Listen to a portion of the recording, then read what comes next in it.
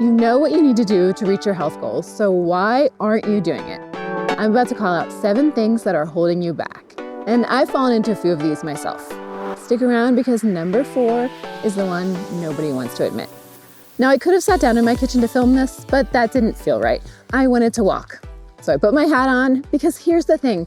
Life is what you prioritize. And with some of my nutrition clients, we walk on our walking paths together so that we're talking nutrition and health goals and getting our steps at the same time. So let's walk and talk. Hi, I'm Amy. I'm a registered dietitian. And over the years, I've worked with hundreds of people struggling with their health goals. And honestly, the barriers usually aren't what people think. So let's get into it. First up, and this might sting a little, it's your spouse, your roommate, or the group you hang with. Think about it. If your social group comes home from work, orders Uber Eats, and plays video games or watches TV all night, that's what you're going to do. And it's certainly not helping you towards your health goals. If your spouse always wants to go out to eat and you'd like to cook at home, you're constantly fighting an uphill battle. And there's science behind this. Research shows that we tend to mimic the behaviors of people we want to connect with, whether that means joining them in a workout or less helpful habits like reaching for fast food when we're stressed. Now, I'm not saying ditch everyone in your life, but you do need to be aware of how your environment impacts your health goals. You obviously shouldn't just eliminate everyone from your life completely, but think about how these relationships impact your decisions and be the leader. Be the one who influences positive change for the group instead of just a passive participant. But honestly, your environment is nothing compared to this next one because I think we've all struggled with this one.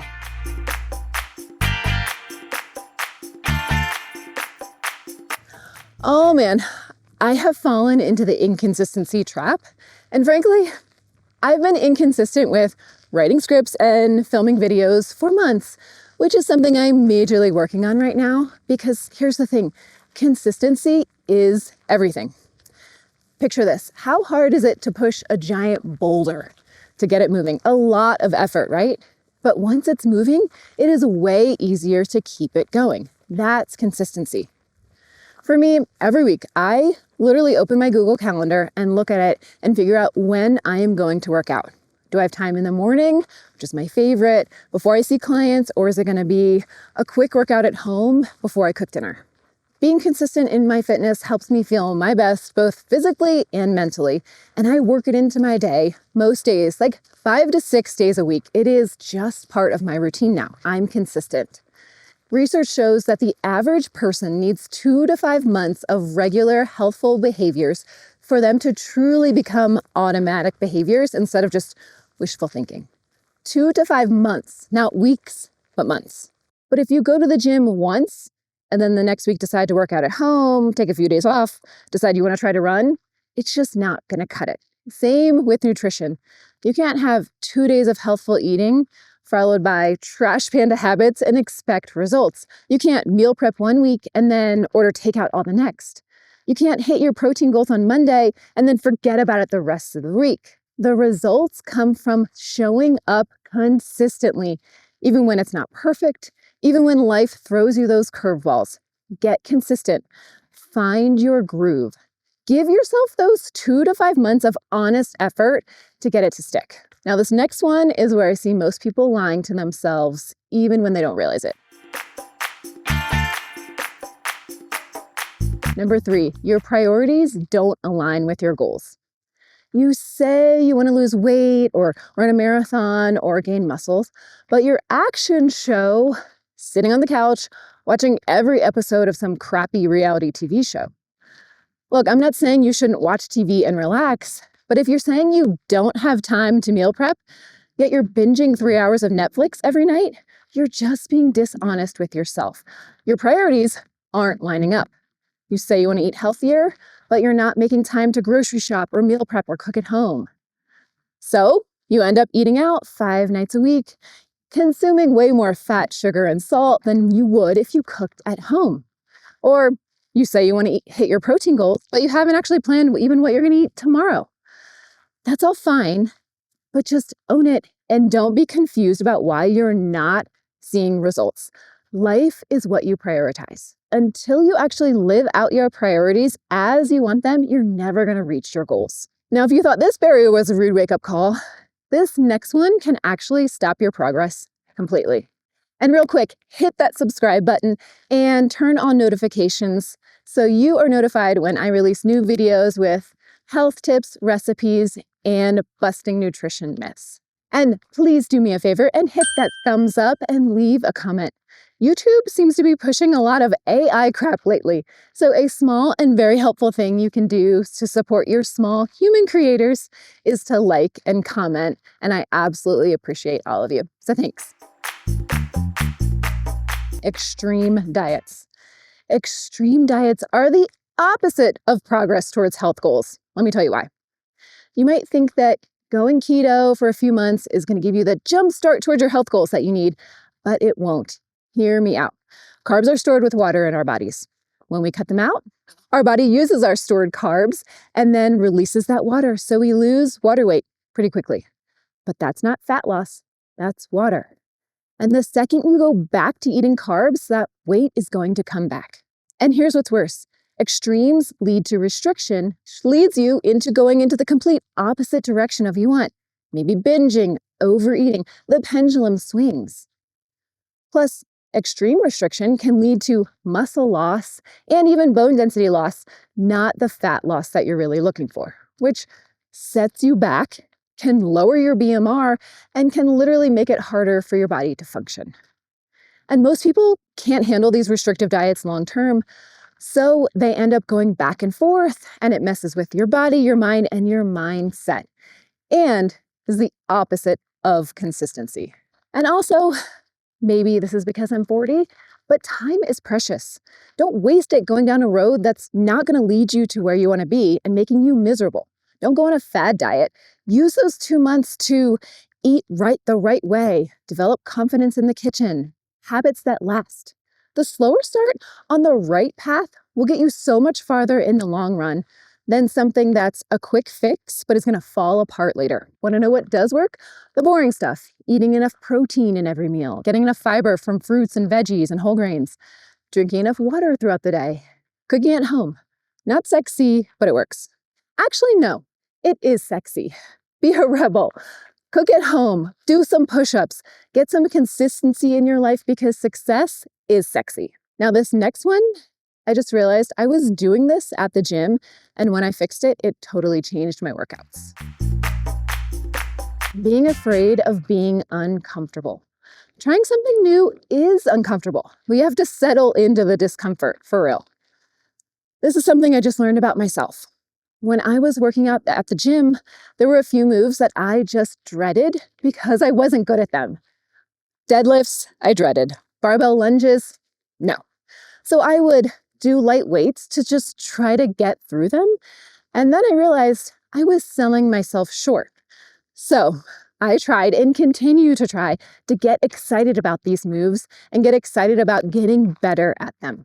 Maybe for you, it's not wanting to feel sore after a workout, or you hate waking up early, so you just don't. Or meal prepping feels tedious and boring, so you don't do it. Or you don't like the taste of water, so you just don't drink it. Or eating more vegetables feels like a chore. Maybe it's learning knife skills and cooking takes too long because you haven't acquired the skill yet. And the discomfort of learning keeps you stuck in a cycle of ordering out instead. All of that's discomfort, and that's holding you back. Lean into it, move through it, find ways to make it work for you, not against you. Your future self will absolutely thank you. All right, this next one is the worst because it's the one we all do. And my husband just literally called me out on this one. Number 6, your own excuses. My husband, Devin, literally called me out on my own excuses about making this video. I was listing everything as to why I couldn't do this. I have a day full of telehealth clients. We have Cub Scouts in the evening. I have other things I need to do. I have to cook dinner. And the list went on. And then he looked at me and said, I'm going to say this to you as gently as possible, which I appreciated. He said, you're coming up with your own excuses as to why you can't film this. How about coming up with the ways You can. And he called me out, and oh, darn if he wasn't right. Now, as a dietitian, I have heard all the excuses. I don't have time. It's too expensive. My kids won't eat healthy. I travel too much. I'll start Monday. I can't drink water because I'll pee too much. Healthy food doesn't taste good unless someone else cooks it for me. Or how about I can't eat vegetables because they're too wet? Yes, really, I have heard this one. My job is to help you prioritize you, to cut through these excuses together. And this is hard because it can feel really crummy to know that we've been holding ourselves back, but acknowledging it and finding that path to move forward, that gets that boulder rolling. So when I say I've done this one, I think everyone has in one way or another. We rationalize why we can't do something. So what if you flipped the script and came up ways and reasons that you can do something? That's your challenge. And listen, you don't have to do this alone. Join my free Facebook group of Thrivers where we share recipes, motivation, and it's a group of people who are in this together. I'm dropping the link down below. Okay, number 7, and this is the big one that ties everything together. Your mindset and your attitude. Notice a pattern here? Your social circle. That's a mindset issue about setting boundaries and choosing your environment. Inconsistency. That's a mindset issue about commitment. Your priorities not aligning. That's a mindset about what you truly value. Extreme diets. That's a mindset that quick fixes are better than sustainable change. Being afraid of discomfort. That's a mindset that growth should be easy. Your excuses. Mindset that validates why you can't instead of finding ways that you can. See what I'm saying? All these barriers are rooted in mindset. I'm sure we all know someone who's a pessimist and is just negative about everything, and that can be so draining, right? But we have a choice to be positive, to uplift others and ourselves. And that's my goal today, to lift you up to be the best version of yourself. And here's the good news. You can change your mindset. It is not fixed. It's not who you are forever. So how do you shift your mindset? Step 1, recognize and acknowledge. Which of these barriers are holding you back? Be honest with yourself. Step 2, take action. Don't overthink it. Don't take a week to come up with a plan. Just take action today.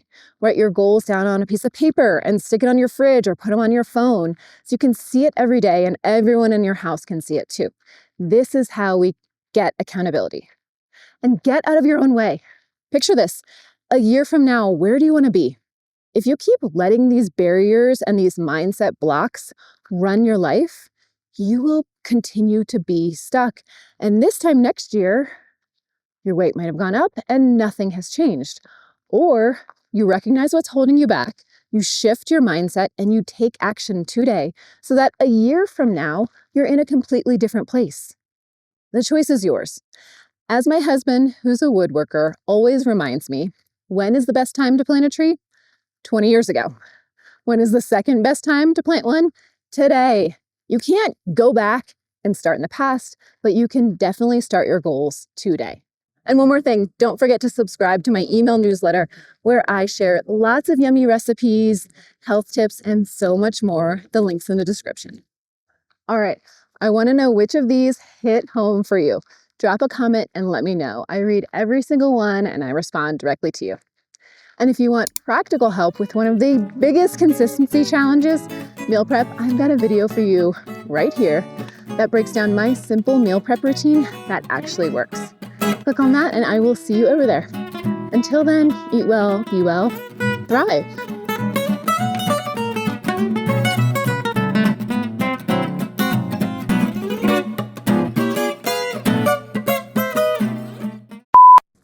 Now, I could have sat down in my kitchen to kill.